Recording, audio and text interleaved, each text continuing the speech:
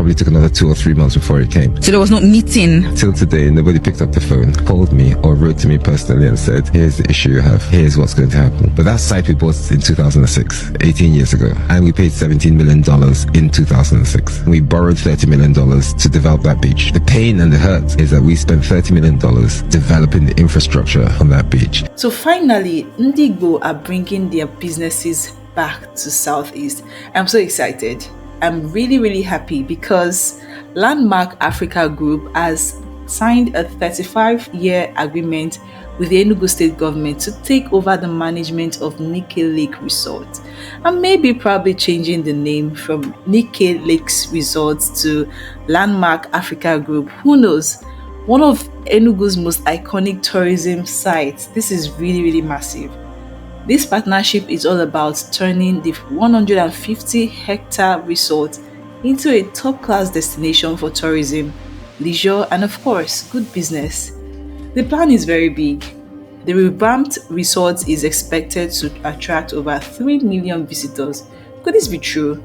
Boosting Enugu's economy, creating jobs, and shining a global spotlight on the state. Governor Peter Mba couldn't hide his excitement, calling the project a huge step forward toward making Enugu a regional hub for tourism and investment. He also promised to support the transformation of this particular project by providing all of the needed infrastructure. Mr. Paul, the CEO of Landmark Africa Group, shared his gratitude and vision for the project. And according to him, the investment will not only transform the Nike Lake Resort, but also create many job opportunities for Enugu's youth. It's all part of building a better Enugu for everyone.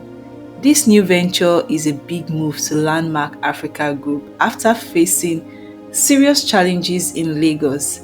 Probably took another 2 or 3 months before it came. So there was no meeting? Till today, nobody picked up the phone, called me, or wrote to me personally and said, here's the issue you have, here's what's going to happen. But that site we bought in 2006, 18 years ago, and we paid $17 million in 2006. We borrowed $30 million to develop that beach. The pain and the hurt is that we spent $30 million developing the infrastructure on that beach. But you know, the biggest tragedy of this were the businesses that were affected by the losses of revenue. We had a beach hotel, and people were sleeping in the hotel when the demolition started.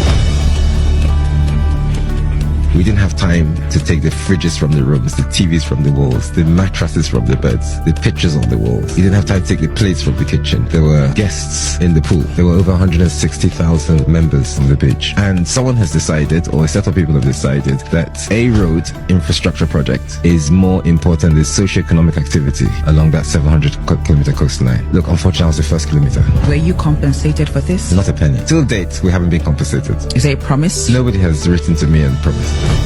Like they would always say, invest in Lagos at your risk. You might remember the famous landmark beach in Victoria Island, Lagos, right? It was meant to be one of the most biggest leisure and hospitality business in Africa, combining beaches, businesses, and residential spaces. But sadly, it faced demolition by the Lagos state government due to disputes over permits and environmental concerns.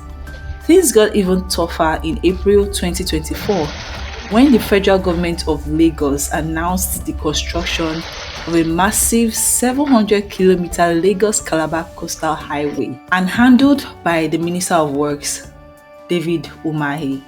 The highway, which will link Lagos to Cross River State, led to the demolition of several properties, including part of Landmark Beach. The Landmark CEO revealed that the demolished property was worth a whopping $30 million.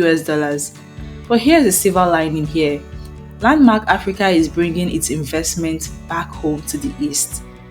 They've chosen Enugu as their next big destination, and everybody is happy. I am happy, proving that Igbo entrepreneurs are now focusing on transforming Ali-Igbo.